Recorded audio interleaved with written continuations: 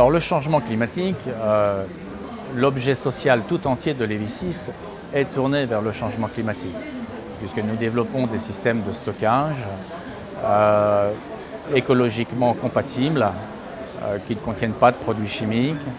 Et donc toute l'activité de Lévis6 est tournée vers l'environnement.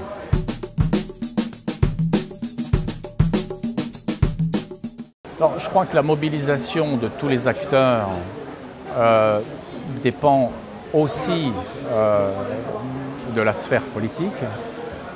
Nous, de notre côté, on essaye de faire connaître notre technologie, nos innovations, les nouveaux moyens de stockage que l'on peut mettre en œuvre, de telle manière que nos futurs clients, les futurs consommateurs prennent conscience que des solutions de stockage innovantes existent.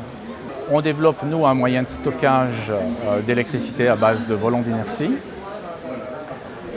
C'est un moyen de stocker de l'énergie qui est très ancien, mais qu'on a remis au goût du jour avec des nouvelles technologies, en utilisant des aimants ultra puissants, en utilisant des fibres de carbone. On a développé cette technologie en partenariat avec Airbus Industries. On a des brevets en copropriété avec eux.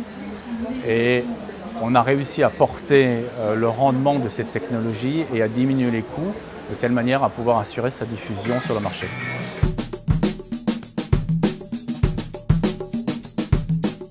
La réussite de la conférence COP21 dépend de la sphère politique, bien sûr. Moi, ce que j'en attends, c'est une prise de conscience planétaire, que chaque pays organise la transition énergétique chez lui, comme on a pu le faire en France, et puisse éventuellement même aller au-delà des dispositions qui seront prises chez nous de manière harmonieuse.